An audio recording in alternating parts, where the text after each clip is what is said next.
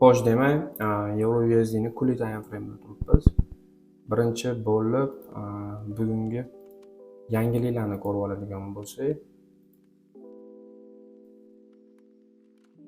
hop, 22 dekabrda USD ga ham, GBP ga ham, Euro ga ham hech qanaqa yangilik yo'q ekan, demak, grafikka o'tamiz va market tahlilini boshlaymiz.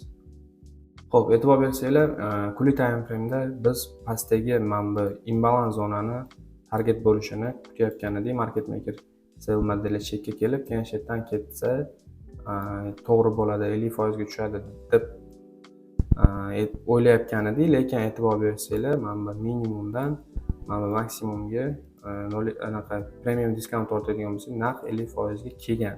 Demak, 50% dan e'tibor bersangiz, birinchi candle kelgan, ikkinchi, uchinchi uni target qildida, ikkinchi target qildi, uchinchi tepaga qarab ketyapti. Ya'ni short term candle'ini mana long term candle yechyapti-da, bugungi candle tepaga qarab ketyapti.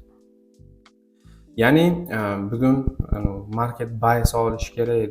E'tibor bersanglar, ko'pchilik ham dushanba kuni trade qilmaymiz. Bugun dushanba, market bias yo'nalish olishi kerak, u yoq bu yoq deyishadi. Yo'nalishni qanaqa oladi o'zi market, uni hech qiziqib ko'rganmisizlar deydi. Demak, e'tibor bersanglar, mana bu candle mana bu yerda ochildida, narx pastga manipulyatsiya qildi. Mana bu PDL ni yechmay, narx tepaga qarab ketyapti. Endi yo'nalish olish kerak deganda, agar misol uchun mana bu candle ochilib, tepaga yurishi manipulyatsiya bo'lib, keyin kun New York Yield zona pastga shu mana bunaqa yopiladigan bo'lsa, demak biz mana bu imbalans target qilar ekanmiz, hali erta ekan, hali bearish ekanmiz degan ma'noda, yo'nalish sell ekan hali ham degan ma'noda bo'ladi. Endi bugungi candle ochilib, например, pastga manipulyatsiyani qilib olib, candle shunaqa bullish shaklda yopiladigan bo'lsa, ertangi candle ochiladi, pastga manipulyatsiyasini qilib, shu tarzda yana market maker model buy modelini boshlab beradi. Bizda yo'nalish bullishga o'zgargan, dushanba boshlab berdi marketning yo'nalishini deb tushunib olsak bo'ladi. Demak, kunlik time frame'da biz qisman bullish bo'lib, ya'ni bugun buy pozitsiyalarni, buy strukturalarni oqtarishimiz to'g'ri bo'ladi. 1 soatlik, ya'ni MTF time frame'iga o'tadigan bo'lsak, okey, demak, e'tibor bersanglar, bizda mana bu buni ko'raylikda, kunlikda bor ekan, soatini olib qo'yamiz. O'zi вообще bunacha mana bu yerga qo'yish kerak. Chunki hafta mana bu yerda boshlandi. Menimcha magnit yo'q, o'chirib bo'ldi, nima yo'q. Magnit ishlamayapti. Ishlayapti ekan. Okey, demak. Xo'p.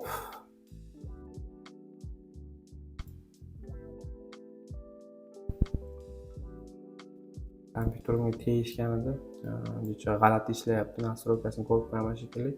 Demak, e'tibor bersanglar, bizda o'sha kun ochildi-da, misol uchun. Osiyo range deylik, mana bu liquidity yechgan mana bu candle'dan keyin narx tepaga chiqib, order blokni test qilib, deylik pastga tushdida va mana bu order blokdan endi tepaga qarab ketyapti, to'g'rimi? Bizda oxirgi strukturalarga e'tibor beradigan bo'lsak, mana bu minimum, mana bu maksimum ichida narx harakat qilayotganida midnightdan oldin narx 50% ga tushib, mana bu order blokka birinchi kelgan candle'ni test qilib, mana bu candle keyingi dead zone vaqtidagi candle tepaga qarab yurdi.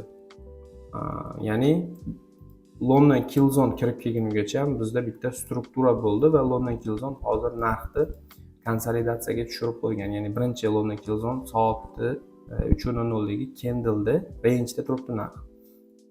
Strukturamiz bullish. Mana buni ham MSS da bossak bo'ladi. Nandaroqda ham bitta zona bor, uni ham olsak bo'ladi, например. Verx qo'yiladi, mana buni qilib turib. Mana ham bizda o'zi maksimum, chekka ham qo'ysak bo'ladi MSS da.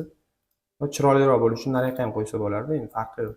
Misol uchun kunni e'tibor beradigan bo'lsak, mana bu haftalik open price, demak, kun ochildi, pastga manipulyatsiyasini qilib, undan keyin narx tepaga jo'natib yubordi va bizda mana bu zonani grab qildi, mana buni ham grab qildi.